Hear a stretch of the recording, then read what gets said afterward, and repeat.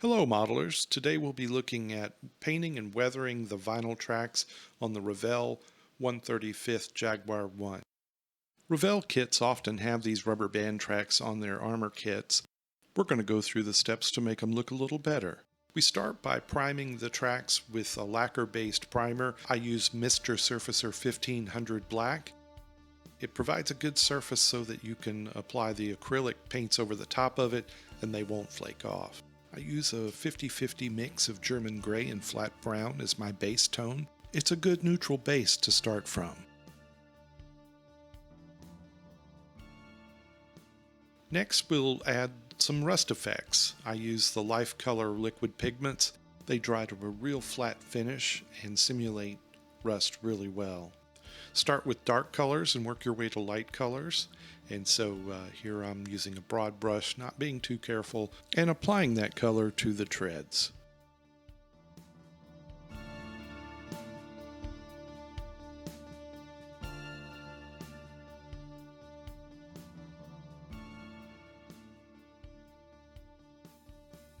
Here you can see how they look once they've dried. They really flatten out nicely and give you that nice rust effect.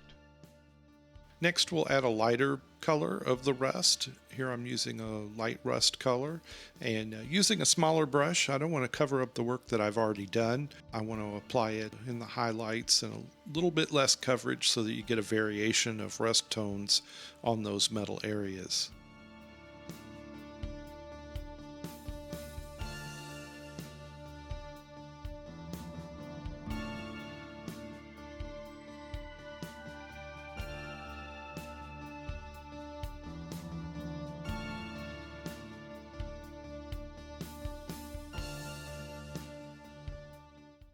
Next are the dust effects.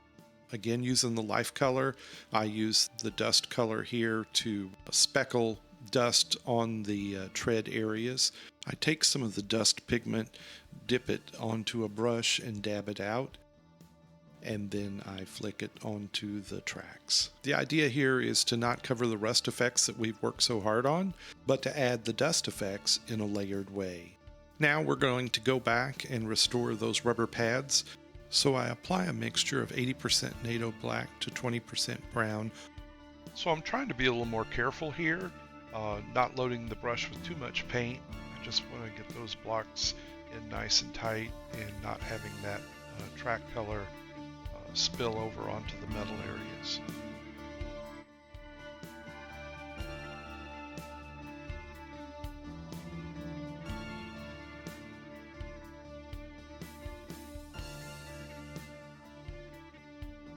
So now we're going to add the dust effects to the track pads. The idea is to get dust collection around each of those pads. I'm not being careful here, pretty much covering up those pads, the edges of the pads, as well as allowing some dust to collect on the metal portions as well. And that's okay. Again, we're telling the story, and this is another layer of the weathering that's applied to the track.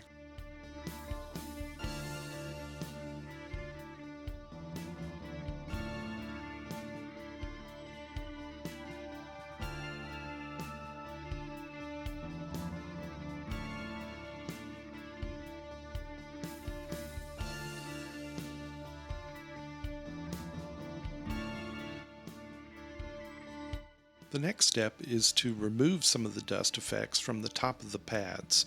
The idea is that where the pads would contact the ground, the dust wouldn't accumulate. So I'm going to take a Q-tip with some of the pigment remover and gently start to rub some of those dust effects off. I won't get all the dust off, and that's okay.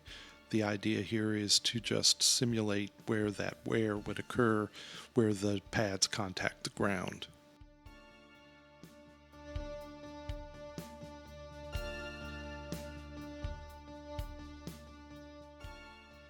Now we want to give some attention to the inside of the tracks. This is where sink marks and things like that typically show up on the vinyl tracks. And one way to get rid of, or at least disguise those sink marks, is to apply some Tamiya flat black along where the road wheels would run along the guide teeth on the inside of the track.